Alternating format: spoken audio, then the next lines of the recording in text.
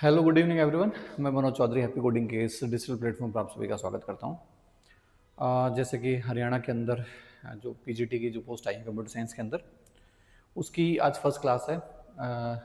हमारे इसके data structure के लिए बीपीएससी के लिए आज मैंने डलवा दिया है। रोहित, आज देखना आप, एक नया फोल्डर आपको दिख गया होगा लाइव क्लासेस का, ठीक है। उसमें कुछ क्लासेस भी आपको मिल जाएंगी और कल से जो भी क्लास होंगे रेगुलर उसमें आपको दिखना शुरू हो जाएंगी। अभी आप जब अपना खोल के देखोगे एप्लीकेशन तो वहाँ पर आपको दिख जाएगा, ठीक है। चलिए, तो इंट्रोडक्शन ऑफ डेटा स्ट्रक्चर पे हम लोग चलते हैं। तो इंट्रोडक्शन ऑफ डेटा स्ट्रक्चर में सबसे पहले आज की क्लास में हम लोग देखेंगे कि डेटा स्ट्रक्चर क्या होता है और हम लोग डेटा स्ट्रक्चर को क्यों पढ़ते हैं, ठीक है। तो इसके लिए अपन शुरू करते हैं कि जब हमने डेटा की बात करनी शुरू की थी तो उस डेटा को स्टोर करवाने के लिए हमने कुछ वेरिएबल्स पढ़े थे, या कुछ अलग अलग तरीके के हम लोगों ने क्या पढ़े थे, डेटा टाइप्स पढ़े थे, जिसमें 3 तरह के डेटा टाइप्स हमने पढ़े थे। जो फर्स्ट डेटा टाइप था हमारे पास वो था हमारे पास प्रिमिटिव डेटा टाइप्स, ठीक है। सेकंड था हमारे पास डिराइव्ड, और जो थर्ड था वो था हमारे पास यूजर डिफाइंड या नॉन प्रिमिटिव भी हम उसको बोल देते हैं, ठीक है। ये हमारे पास 3 अलग अलग तरीके के डेटा टाइप्स थे। एक्चुअल में डेटा स्ट्रक्चर की जब हम पढ़ाई करते हैं तो डेटा स्ट्रक्चर में हमें ये बताया जाता है कि आपको डेटा को स्टोर करवाना है, ठीक है।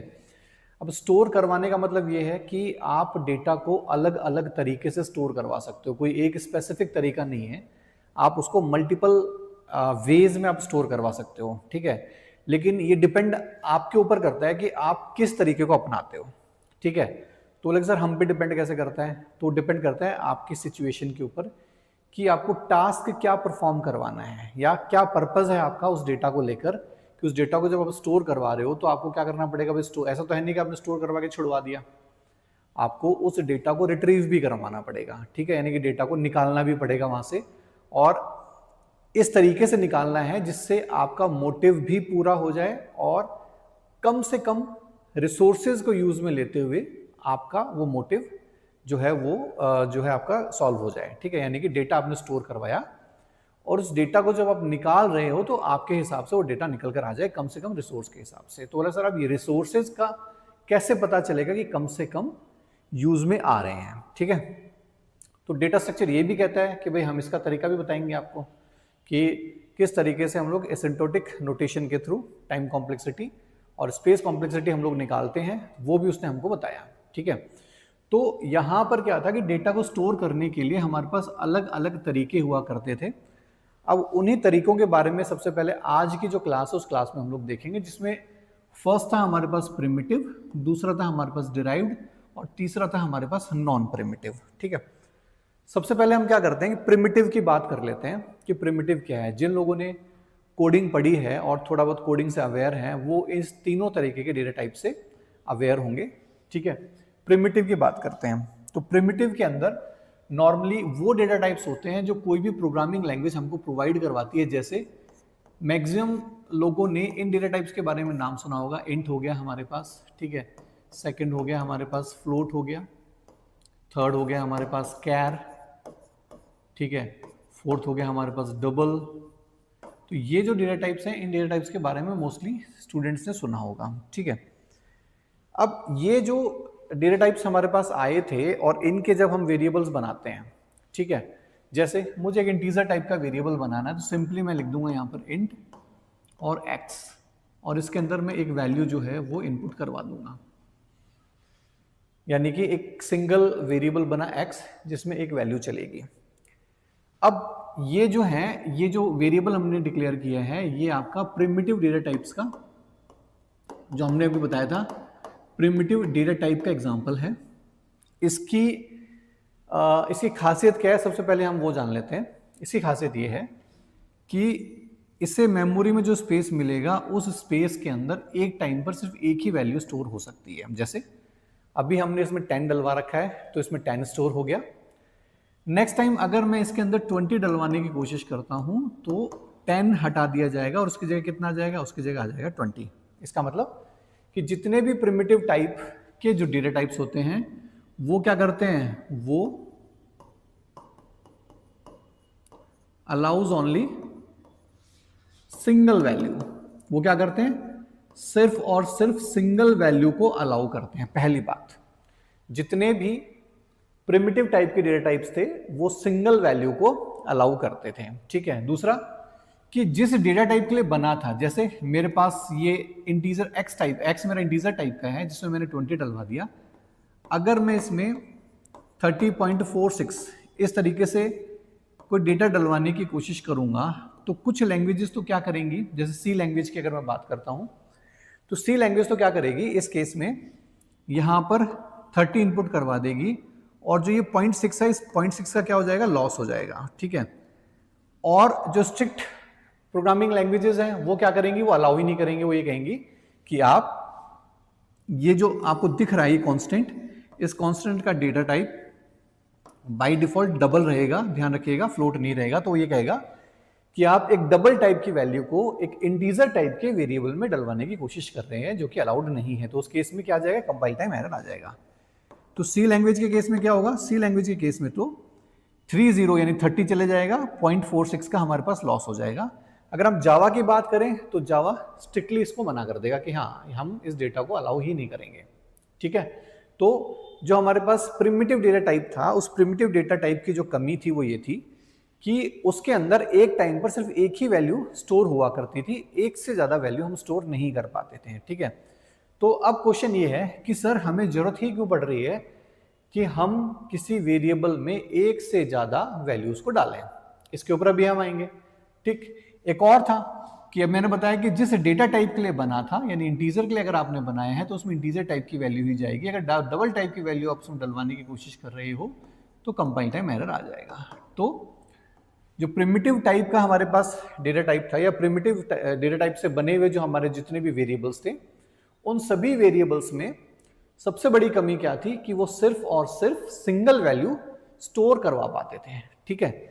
अब ज्यादा वैल्यू स्टोर करवाने के पीछे क्या कारण था, उसके पीछे कारण ये था कि मान लो आपको 100 स्टूडेंट्स का डेटा, आपको 100 स्टूडेंट्स का डेटा स्टोर करवाना है, ठीक है। 100 स्टूडेंट्स का डेटा स्टोर करवाना, मान लो उनके किसी पर्टिकुलर सब्जेक्ट के मार्क्स जो हैं वो आपको इंसर्ट करवाने हैं, ठीक है। और आपके पास सिर्फ प्रिमिटिव डेटा टाइप है। क्या है आपके पास, सिर्फ प्रिमिटिव डेटा। तो उस केस में आप क्या करोगे कि इस तरीके से M1, M2, M3, M4 dot dot dot dot M100, इस तरीके से आप 100 वेरिएबल बना लोगे, ठीक है। और उन 100 वेरिएबल्स में वो डेटा स्टोर करवाओगे। लेकिन सोच के देखो कि 100 वेरिएबल्स को हैंडल करना कितना मुश्किल हो जाता है। क्यों मुश्किल हो जाता है, पहली बात तो इतने सारे वेरिएबल्स को जब आप लिखते हो तो आपका जो कोड है उसकी साइज बढ़ जाएगी और उन 100 वेरिएबल्स को हैंडल करना मुश्किल हो जाएगा। कोड की जो रीडेबिलिटी है वो खराब हो जाएगी, ठीक है। तो इस वाले केस में जब आपके पास सिर्फ प्रिमिटिव डेटा टाइप था और अगर आपको उस जमाने में जब आपको किसी एक ही पर्पस के लिए, एक ही पर्पस है, पर्पस मेरा ये है कि 100 स्टूडेंट के किसी पर्टिकुलर सब्जेक्ट का मार्क्स मुझे स्टोर करवाने हैं, ठीक है। उसके लिए अगर मुझे कोई डेटा स्टोर करवाना होता था तो उस केस में मुझे 100 अलग अलग वेरिएबल्स लेने पड़ते थे और ये बहुत मुश्किल टास्क हुआ करता था क्योंकि 100 वेरिएबल्स को हैंडल करना बहुत मुश्किल काम था, ठीक है। तो इसके लिए क्या किया गया कि डिराइव्ड डेटा टाइप्स बनाया गया। कौन सा, डिराइव्ड डेटा टाइप्स। अब डिराइव्ड डेटा टाइप्स वो डेटा टाइप्स होते हैं जो पहले से बने हुए जो हमारे पास डेटा टाइप थे उन्हीं से मिलकर बनते हैं। और उसमें होता क्या है, उसमें ये आपको फैसिलिटी देता है कि आप किसी एक ही नाम के अंदर एक से ज्यादा, ध्यान से सुनिएगा, एक ही नाम के अंदर एक से ज्यादा सेम टाइप का मतलब यहां पर क्या है, सेम टाइप मतलब ये है कि अगर आप 100 स्टूडेंट के मार्क्स इनपुट करवा रहे हैं तो वो सारे के सारे मार्क्स या तो इंटीजर टाइप के होंगे, ठीक है, या फिर आप अगर फ्लोट लेते हैं तो फ्लोट टाइप के रहेंगे, अगर डबल लेते हैं तो डबल टाइप के रहेंगे, ठीक है। तो जितने भी आपने लिए, जो 100 आप इनपुट करवाओगे उसका किसी कोई एक डेटा टाइप आप क्या करोगे, यहाँ पर डिफाइन कर दोगे, ठीक है। तो अब होगा क्या कि ये जो 100 हैं वो सारे के सारे एक ही नाम के अंडर में जाएंगे। मान लो कि मैंने नाम दे दिया, मैंने यहाँ पर एक डिराइव्ड डेटा टाइप बना दिया जिसको हमने एरे नाम दिया, उसका नाम दे दिया मैंने मार्क्स या ओनली एम दे देता हूँ, ठीक है। तो मैंने नाम दिया उसका एम और उसकी साइज जो है वो मैंने डिफाइन कर दी 100, ठीक है। इसका मतलब क्या है कि मुझे 100 स्पेस एक ही लाइन में मिल जाएंगे और उन्हें मैं इस एम नाम से एक्सेस कर पाऊंगा। जैसे यहां पर मुझे मान लो कि आउट ऑफ 10 मुझे मार्क्स देने हैं, तो मान लो कि फर्स्ट स्टूडेंट के मार्क्स मैंने 7 दिए, फिर दे दिए मैंने 9, फिर दे दिया मैंने 4, फिर मैंने दे दिए 3, 6 हो गया, 7 हो गया, 8 हो गया, इसी तरीके से डॉट डॉट डॉट करके आगे चलता चला गया, ठीक है। अब मुझे अगर इस वाले 7 को एक्सेस करना है तो इसके लिए दी गई इंडेक्स पोजीशन 0, 1, 2, 3, 4, 5, 6 आगे चलता रहेगा 99 तक, ठीक है। तो क्या किया गया कि ये जो प्रिमिटिव टाइप थे, इस प्रिमिटिव टाइप की कमी क्या थी कि ये सिंगल वैल्यू ले पा रहा था, और उस सिंगल वैल्यू की कमी को दूर किससे किया गया, इस डिराइव्ड डेटा टाइप से किया गया, जिसे हम लोग बोल देते हैं क्या, एरे। एरे क्या करता है, एरे एक ही टाइप के एक से ज्यादा डेटा एक ही नाम के अंडर में आपको रखने की फैसिलिटी देता है। फायदा क्या हुआ इससे, फायदा ये हुआ कि जब एरे आपके पास नहीं था तो आपको किसी काम को या किसी भी सेम टाइप के एक से ज्यादा डेटा को रखने के लिए आपको मल्टीपल जो वेरिएबल्स हैं वो लेने पड़ते थे, और उन वेरिएबल्स को हैंडल करना आपके लिए बहुत मुश्किल हो जाता था, कोड की साइज इंक्रीज हो जाया करती थी उस टाइम पर। तो उसके लिए क्या लिया गया, उसके लिए एरे को लिया गया, ठीक है। अब एरे में भी कुछ कमी निकल गई। एरे में क्या कमी निकली कि किसी को स्टोर करवाना पड़ गया। जैसे कमी पहले मैं बताता हूँ क्या कमी थी। किसी को स्टोर करना पड़ गया 5 स्टूडेंट्स का डेटा, ठीक है। कितने स्टूडेंट्स का, 5 स्टूडेंट्स का डेटा स्टोर करवाना पड़ गया। अब उन 5 स्टूडेंट के डेटा को स्टोर करवाने के लिए मेरे पास डिराइव्ड भी है, मेरे पास प्रिमिटिव भी है। तो मान लो कि मुझे उनका नेम स्टोर करवाना था, तो नेम के लिए मैंने क्या कर लिया, नेम के लिए मैंने स्ट्रिंग टाइप के मैंने 5 अलग वेरिएबल्स ले लिए। रोल नंबर के लिए भी मैंने क्या किया, रोल नंबर लेने के लिए भी मैंने इंटीजर टाइप के 5 वेरिएबल ले लिए। मुझे उसकी फीस स्टोर करवाने के लिए भी क्या करना पड़ा, मुझे फ्लोट टाइप के 5 मैंने वेरिएबल्स ले लिए। तो इस तरीके से मैंने टोटल कितने वेरिएबल्स ले लिए, मैंने टोटल 15 वेरिएबल्स ले लिए, जिसमें 5 स्ट्रिंग्स हो गई, ठीक है, और 5 इंटीजर हो गए, 5 फ्लोट हो गए, ठीक है, ये मैंने ले लिया।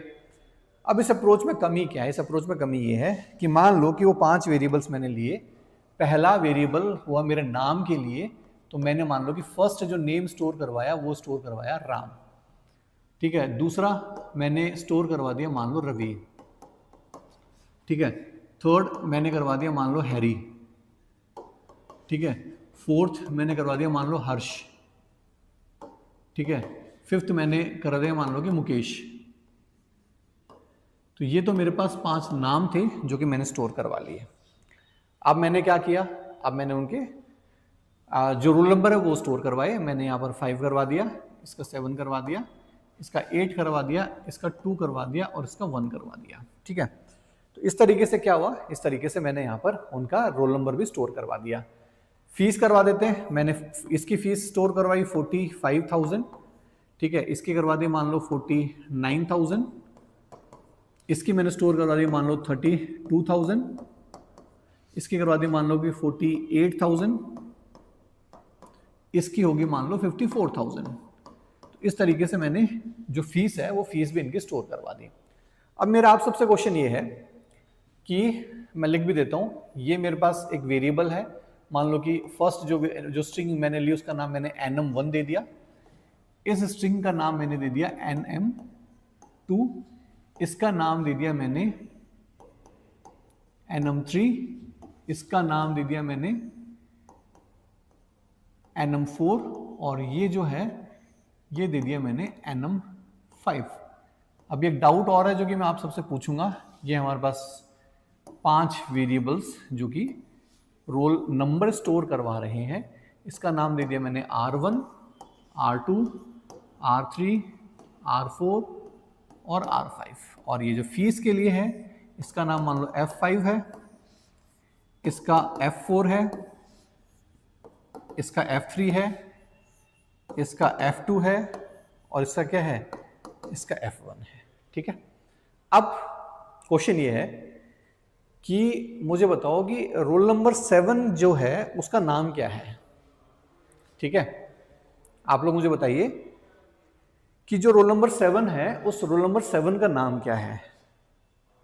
तो रोल नंबर 7 है, उस रोल नंबर 7 का नाम जो है, जितने भी स्टूडेंट देख रहे हैं वो ये कह रहे होंगे कि सर रोल नंबर 7 जो है वो रवि के नीचे लिखा हुआ है। कहाँ लिखा हुआ है? रवि के नीचे लिखा हुआ है, इसलिए रोल नंबर 7 का जो नाम है वो बताएंगे कि सर रवि है। ठीक है, लेकिन मैं कहूँगा नहीं, रोल नंबर 7 रवि का नहीं है। क्यों? क्योंकि जितनी आप लोगों ने प्रोग्रामिंग पहले पढ़ी होगी उसमें आपने ये पढ़ा होगा कि जितने भी वेरिएबल्स हैं, इस वेरिएबल को मेमोरी में सेपरेट एड्रेस मिलेगा, इसे सेपरेट मिलेगा, इसे सेपरेट मिलेगा, इसे सेपरेट मिलेगा, मतलब सबको मेमोरी के अंदर सेपरेट सेपरेट एड्रेस मिला हुआ है, सबको अलग अलग एड्रेस है और अपने आप में सारे के सारे क्या है? इंडिपेंडेंट है, एक दूसरे से उनका कोई भी लेना देना नहीं है। तो इसीलिए यहां मैंने नीचे लिख दिया, इसका मतलब ये नहीं है कि रोल नंबर 7 रवि का ही है, ये तो मैंने लिख दिया। ठीक है, कहीं तो मुझे लिखना ही था। तो इसका मतलब क्या है? इसका मतलब ये है कि प्रिमिटिव डेटा टाइप जो था, भाई मुझे क्यों जरूरत पड़ी है ना, मुझे जरूरत इसलिए पड़ी क्योंकि ये जितने भी एग्जाम्पल आपको दिख रहे हैं इसमें प्रिमिटिव और डिराइव्ड दोनों के एग्जाम्पल हैं। जैसे ये स्ट्रिंग है हमारे पास, ये स्ट्रिंग किसका एग्जाम्पल है? डिराइव्ड का। ठीक है, और ये दोनों किसके हैं? ये दोनों प्रिमिटिव के हैं। ठीक है, और मेरा मोटिव क्या है? मेरा मोटिव ये है कि किसी तरीके से मैं एक जगह पर यानी एक ही स्पेस में कोई एक रिकॉर्ड को रख सकूं। एक रिकॉर्ड का मतलब कि एक ऐसा वेरिएबल जिसके अंदर नेम आ जाए, जिसके अंदर रोल नंबर आ जाए और जिसके अंदर फी आ जाए। एक ऐसा वेरिएबल जिसके अंदर ये तीनों आ जाए। लेकिन यहां पर ऐसा कोई भी एक वेरिएबल नहीं है, यहां पर टोटल 15 वेरिएबल हैं और सारे के सारे अलग अलग वेरिएबल्स हैं। ठीक है, तो मेरी रिक्वायरमेंट ये है कि कहीं पर मुझे कोई ऐसा स्पेस मिल जाए, कोई ऐसा वेरिएबल मिल जाए जिसके अंदर मैं डेटा को एक जगह पर बांध सकूं। ठीक है, क्यों बांधना है? क्योंकि अगर मैं डेटा को एक जगह पर बांधने में सक्सेसफुल हो गया तो मैं एक रिकॉर्ड बना पाऊंगा, रिकॉर्ड मेंटेन कर पाऊंगा। रिकॉर्ड का मतलब कि रवि का रिकॉर्ड का मतलब क्या है? कि रवि का नाम भी एक जगह पर हो, रवि का रोल नंबर भी वही हो और रवि का जो फी है वो भी वही रहे। ठीक है, तो मुझे इस तरह का कुछ रिकॉर्ड बनाना है। तो इस तरह का रिकॉर्ड बनाने के लिए मेरे पास फिलहाल ऐसा कोई भी डेटा टाइप नहीं था जो मुझे एक ही जगह पर, एक ही बॉक्स में मुझे इस तरह की फैसिलिटी प्रोवाइड करवा दे जिसमें एक स्ट्रिंग हो, एक इंटीजर हो और एक फ्लोट हो। यही तो है, ये स्ट्रिंग है, ये इंटीजर है, ये फ्लोट है। तो उसने अभी तक मेरे पास ऐसा कुछ भी नहीं था। तो प्रोग्रामिंग लैंग्वेज बनाने वालों ने क्या किया कि उन्होंने कहा कि चलो ठीक है, हमारे पास अभी तक डिराइव्ड और प्रिमिटिव तो है, लेकिन हमारे पास ऐसा डेटा टाइप नहीं है जो कि रियल टाइम पर या रियल लाइफ जो सिनेरियोज हैं, रियल यूज केसेस हैं, उनमें डेटा जो डेटा है या जो रिकॉर्ड्स हैं उनको एक जगह पर मेंटेन कर सकें। ऐसा हमारे पास कोई भी अभी तक कोई ऐसा फीचर नहीं है। तो उन्होंने कहा कि हम एक काम करते हैं, हम आपको एक ऐसा फीचर देते हैं जो कि आपको ऐसा स्पेस प्रोवाइड करवा देगा जैसा कि आप चाहते हो। तो उसे बोला गया नॉन प्रिमिटिव। क्या बोला गया? Non primitive. और इसी नॉन प्रिमिटिव को बोला गया यूजर डिफाइंड। क्या बोला गया? इसे बोला गया यूजर डिफाइंड डेटा टाइप। ठीक है, इसको क्या बोला गया? इसको बोला गया यूजर डिफाइंड डेटा टाइप। क्या किया गया? उन्होंने ये कहा कि आप अपने हिसाब से डेटा टाइप बना लो। मेरी अभी रिक्वायरमेंट क्या है? मेरी रिक्वायरमेंट ये है कि मुझे एक तो स्ट्रिंग चाहिए, एक स्ट्रिंग चाहिए क्या स्टोर करवाने के लिए? नेम स्टोर करवाने के लिए। एक मेरे पास इंटीजर चाहिए क्या स्टोर करवाने के लिए? रोल नंबर स्टोर करवाने के लिए। एक मुझे फ्लोट चाहिए क्या स्टोर करवाने के लिए? फी स्टोर करवाने के लिए। ठीक है, इस तरीके से मुझे 3 अलग अलग डेटा टाइप को एक जगह पर बांधकर मुझे एक स्पेस बनाना है। तो उन्होंने कहा कि बिल्कुल हम दे देंगे। उन्होंने कहा कि अगर आप सी लैंग्वेज पढ़ रहे हैं, ठीक है, तो इसके लिए आपको हम दे रहे हैं स्ट्रक्ट। अगर आप C++ पढ़ रहे हैं तो इसके लिए हम आपको क्या दे रहे हैं? Struct plus class. ठीक है, अगर आप पाइथन पढ़ रहे हैं तो वहां पर आपको क्लास मिल जाएगी। ठीक है, अगर आप जावा पढ़ रहे हैं तो वहां पर भी आपको क्या मिल जाएगी? क्लास मिल जाएगी। तो हम कह सकते हैं कि कि जो क्लास आपको दिख रहा है ये क्लास क्या है, ये क्लास नॉन प्रिमिटिव का ही एग्जांपल है, यानी कि आपसे आपका ही डेटा टाइप बनवाती है, आपको जरूरत के हिसाब से डेटा टाइप बनाकर देती है। इसे हम यूजर डिफाइंड डेटा टाइप भी बोलते हैं, ठीक है। बुक्स फाइनली कब से मिलेगी ताकि मैं कलेक्ट करके स्टडी स्टार्ट कर सकूँ? सर बहुत लेट हो गया है, प्लीज़ प्रोवाइड कर दीजिए। देखो 15 फैब को बुक्स जो है आप हमारे पास मतलब हमारे सेंटर पे आ जाएंगे, ठीक है यदुवंशी जी, क्योंकि बहुत हम भी मान रहे हैं कि काफ़ी टाइम लग गया बुक्स में। एक्चुअल में क्या है कि थोड़ा सा प्रूफ रीडिंग में भी टाइम लग गया है, और फिर हमने एकदम से डिसाइड किया कि हम एमसीक्यूज भी दें पीछे। पहले हम एमसीक्यूज नहीं दे रहे थे, हम सिर्फ कंटेंट दे रहे थे, यानी थ्योरी दे रहे थे। फिर हमने एमसीक्यूज का भी डिसाइड किया, तो एमसीक्यूज में थोड़ा सा टाइम लग गया। आपके ही फायदे की चीज़ है और हमारे भी फायदे की चीज़ है, क्योंकि अगर हम एमसीक्यू देंगे तो आगे बच्चों तक अच्छा कंटेंट भी जाएगा, है ना। तो इतना अगर पेशेंस रखा है तो 3-4 दिन का पेशेंस और रख लो, और इसकी तो मैं गारंटी देता हूँ कंटेंट देख के आपको ये जितना भी डिले हुआ है ये सब भूल जाओगे आप, है ना। तो ये क्योंकि इतना आसान नहीं है बुक का काम, और पूरी टीम लगी हुई है, हम लोग कंटिन्यू मतलब यहीं सो रहे हैं हम लोग, है ना। आप इसकी टेंशन मत लो, सिलेबस कंप्लीट करवाने के सिग्नल, ठीक है, वो हम करवाएंगे। आपका जब बुक आएगी उसके बाद आप और हम फ़ोन पे भी कन्वर्सेशन करेंगे, और यहाँ फिर आएंगे, फिर आप बताना कि सर हाँ इस बुक को पढ़ के हमारा होगा या नहीं होगा, ठीक है। बिल्कुल आप यहाँ पर आइए, ठीक है। बिल्कुल सेमिनार में हमने बोला था बहुत बार, ये बुक का काम है। बुक में क्या है कि मतलब मैं औरों के लिए तो नहीं बोलूँगा, लेकिन हम रियल में बहुत ज़्यादा मेहनत कर रहे हैं और डिले हुए हैं, नो डाउट हम लोग डिले हुए हैं। कई रीज़न हो सकते हैं, जैसे कि जो हमारे पब्लिशर है, उन पब्लिशर को हमने जब बुक दी थी हमारी टाइप करने के लिए, एक्चुअल में हमने तो वर्ड में दी थी उनको, लेकिन उनको चाहिए होती है पेज मेकर के अंदर। टेक्निकल टर्म्स हैं, पेज मेकर में उनको चाहिए थी, तो पेज मेकर में उन्होंने कहा कि हम टाइप करवाते हैं, तो हमने उनसे 2 सैंपल मंगवाए थे। उन सैंपल में उन्होंने इमेजेस में भी बहुत सारी गड़बड़ी कर रखी थी, तो उन सारी के सारी जो नोट्स थे उनको हमें यहाँ बिठाकर टाइप करवाना पड़ गया वापस से, ठीक है, पेज मेकर के अंदर, मतलब हमारे सर्विलेंस में, तो इसलिए टाइम लग गया है ना। तो अब पूरा का पूरा हो चुका है, तो इसलिए आप अब ज़्यादा टाइम नहीं लगेगा आपको, है ना। चलिए, तो यहाँ पर नॉन प्रिमिटिव की हम बात कर रहे थे। नॉन प्रिमिटिव में क्या है हमारे पास, सी लैंग्वेज अगर आप पढ़ रहे हैं तो आपको स्ट्रक्ट मिल जाएगा, C++ में आपको स्ट्रक्ट मिल जाएगा, साथ के साथ में क्लास में मिल जाएगी, ठीक है।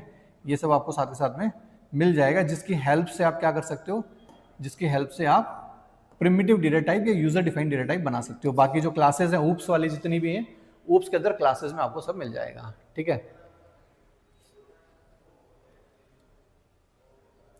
कौन से वाले में इश्यू है बता देना मुझे फोल्डर में। फोल्डर तो ये आपके पास एक नया फोल्डर ऐड हुआ होगा लाइव क्लासेस का, उस लाइव क्लासेस के अंदर टेक्निकल जितने भी सब्जेक्ट्स हैं वो सब जुड़े हुए होंगे। जब आप उसके अंदर जाओगे ना तो 4 फोल्डर आपको दिखेंगे। एक फोल्डर दिखेगा आपको वीडियो लेक्चर्स का, एक आपको नोट्स का दिखेगा, एक आपको क्विज वगैरह का इनका दिखेगा, ठीक है।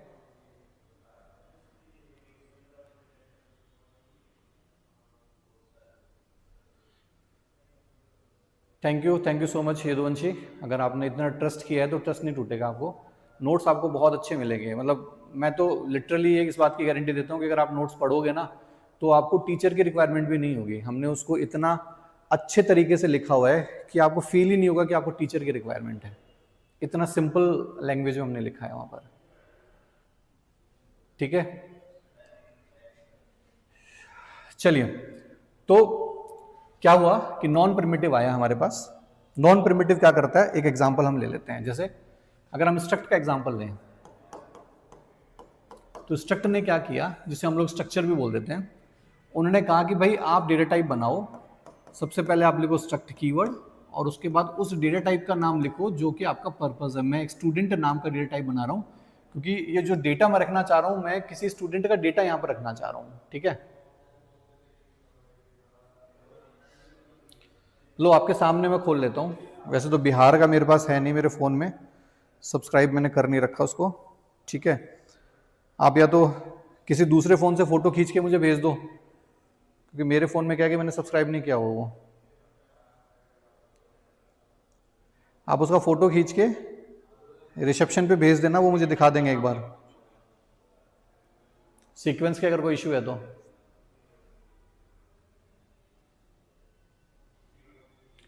ठीक है, चलो स्ट्रक्ट हो गया, स्टूडेंट हो गया।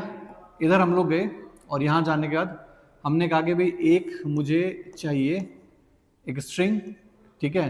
तो हम जो हमारे पास स्ट्रिंग बनाते हैं हम कुछ इस तरीके से बनाते हैं।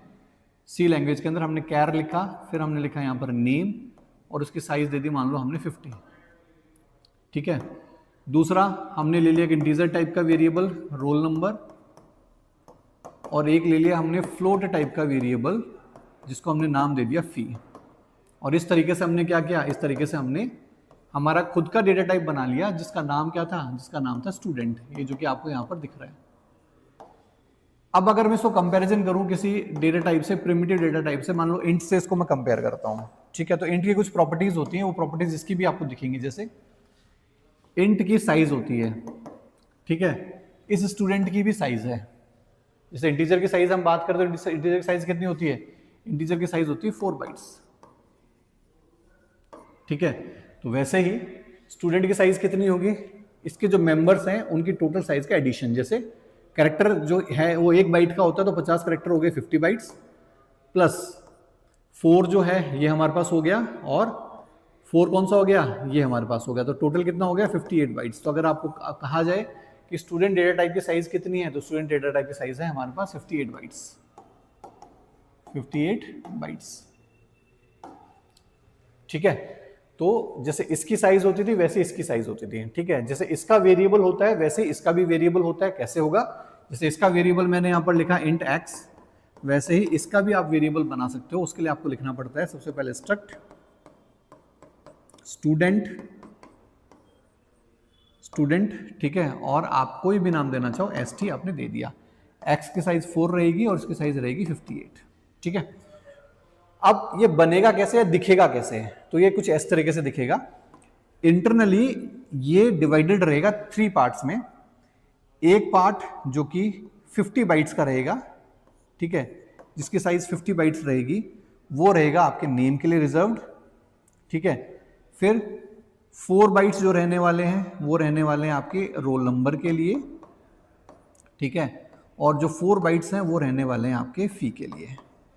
अब यहां पर अगर मैं लिखता हूं कोई भी नाम, जैसे यहां पर नाम दिया मैंने राज, रोल नंबर में दे दिया मैंने 7 और फी में दे दिया मैंने मान लो 98,000। अब यहां पर क्या होगा कि अब आप कह सकते हो कि रोल नंबर 7 किसका है, राज का है, या राज की जो फीस है वो कितनी है 98,000 है, यहां पर आप बोल सकते हो, ठीक है। तो इसका मतलब क्या है, इसका मतलब आपने एक रिकॉर्ड मेंटेन करने में सफलता हासिल कर ली है, यानी कि आप एक रिकॉर्ड मेंटेन कर पा रहे हो बड़े सक्सेसफुली। अगर आपको 10 रिकॉर्ड रखने हैं तो आप 10 वेरिएबल ले लो, या फिर आप st10 करके इसका एरे भी बना सकते हो। तो आपके पास क्या बन जाएगा, इसका एरे भी बन जाएगा। इसका मतलब क्या, इसका मतलब ये है कि प्रिमिटिव डेटा टाइप के साथ आप जो काम कर सकते हो वो सारे के सारे काम नॉन प्रिमिटिव के साथ भी कर सकते हो। भाई कौन कौन से काम करने हैं सर, आप इसका एरे बना सकते हो, बिल्कुल बना सकते हो। अगर आप C++ की बात करते हो तो इसका क्या आप पॉइंटर बना सकते हो, बिल्कुल बना सकते हो। क्या आप इसे किसी एक फंक्शन से दूसरे फंक्शन को रिटर्न कर सकते हैं, बिल्कुल कर सकते हैं। क्या पैरामीटर में पास कर सकते हैं, बिल्कुल पास कर सकते हैं। इसका मतलब जो काम आप प्रिमिटिव के साथ कर पा रहे थे वही काम आप किसके साथ कर पा रहे हो, नॉन प्रिमिटिव के साथ भी कर पा रहे हो, ठीक है।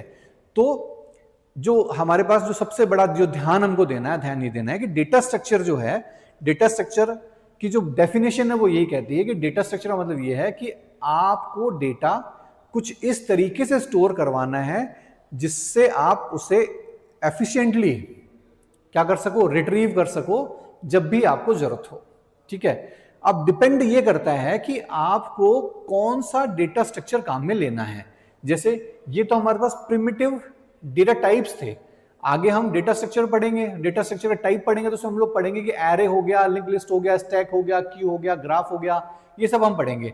तो उसके लिए फिर हमारे माइंड में डाउट आ रहा होगा कि सर अगर मैं एरे और लिंक लिस्ट की बात करता हूं तो कौन सा बेस्ट है, या फिर अगर मैं स्टैक और क्यू की बात करता हूं तो कौन सा बेस्ट है। तो मैं कहूंगा कि सारे के सारे बेस्ट हैं, डिपेंड करता है कि आपको काम क्या करवाना है।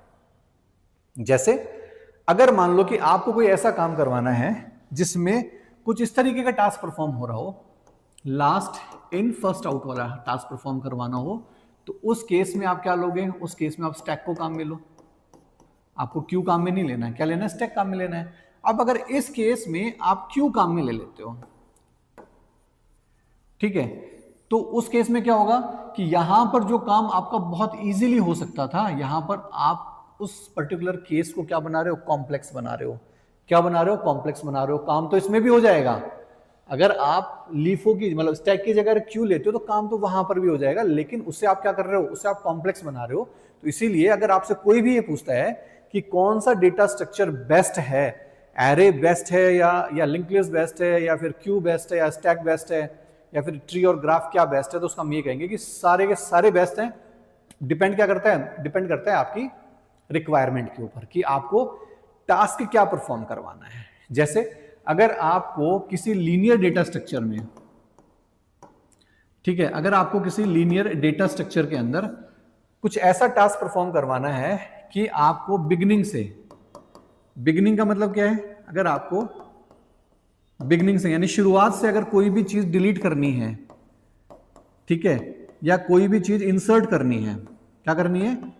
इंसर्ट करनी है, तो उस केस में आपको ऑप्शन दे दिया जाएगा कि एरे और लिंक्ड लिस्ट।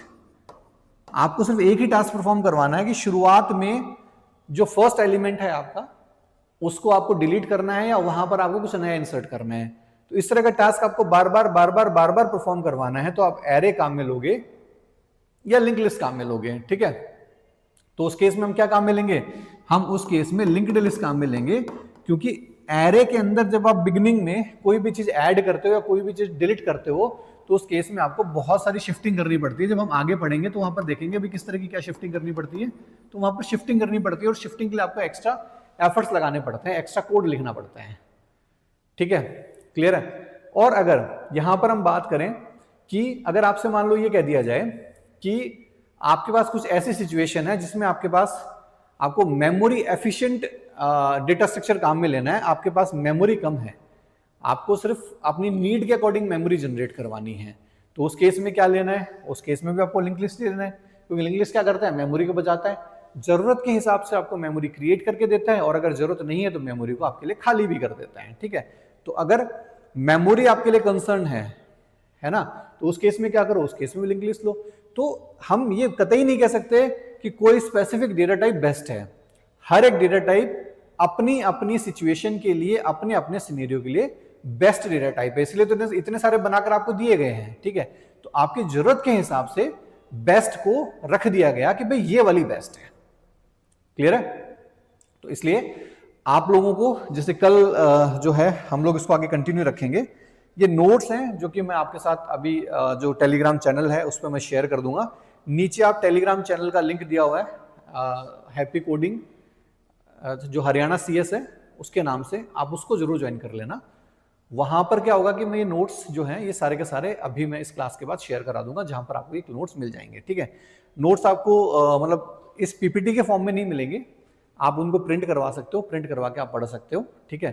साथ के साथ में कुछ क्वेश्चंस भी मैंने प्रिपेयर करवाए थे, अगर मैं दिखा सका तो एक बार मैं आपको दिखा देता हूँ, अगर मैंने मेल किए होंगे तो, क्योंकि आप लोगों के जो हरियाणा वाले जितने भी स्टूडेंट्स हैं उन सबके साथ सबसे बड़ा इशू क्या रहेगा कि उनको एग्जाम जो है उनका सब्जेक्टिव रहने वाला है, ठीक है। तो वहां पर उनको लिखने का भी पता होना चाहिए, क्वेश्चंस का भी पता होना चाहिए कि उनके पास क्वेश्चंस किस तरीके के आएंगे, ठीक है। चलिए यहां पर मैं एक बार आपको दिखा देता हूं, थोड़ा सा इसकी साइज हम बढ़ा लेते हैं।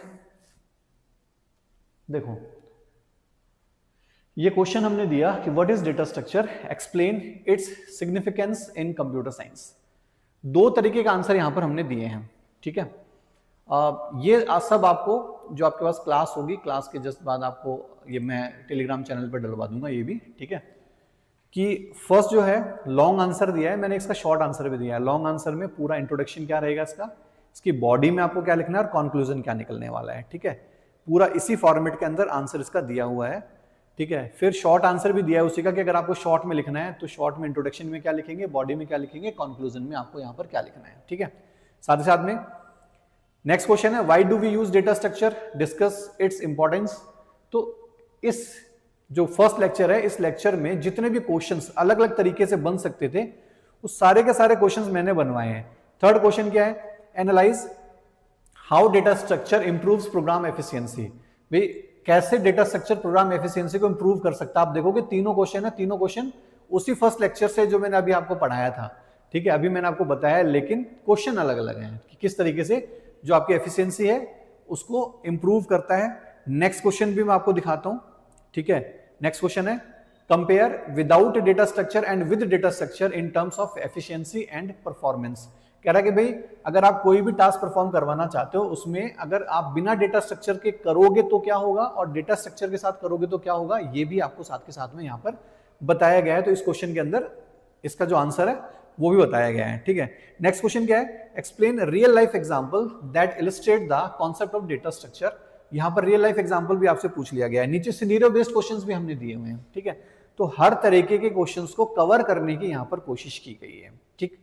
तो हर एक सब्जेक्ट, जितने भी आपके सब्जेक्ट्स हैं, सारे के सारे सब्जेक्ट्स में आपको इसी तरीके से क्वेश्चंस भी हम प्रिपेयर करके देंगे, क्लियर है। और जो नोट्स हैं, नोट्स भी मैं आपको दिखा देता हूँ। वैसे तो हम लोग जल्दी ही, जैसे हमारे पास कंप्यूटराइजेशन की बुक आ जाएगी 15 तारीख तक, उसके बाद हम लोग इसके ऊपर और बिहार वाले पे काम करेंगे, तो वहाँ की बुक्स भी हम लोगों को जल्दी निकालनी है, तो जल्दी आपको बुक्स भी इस पर देखने को मिल जाएंगी।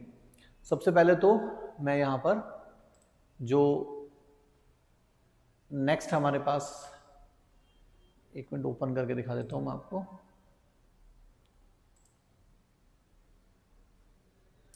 नोट्स भी मैं आपको दिखा देता हूँ एक बार।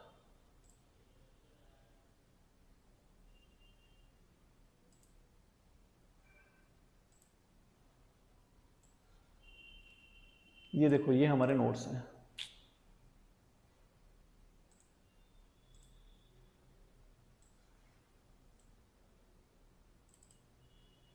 ठीक है।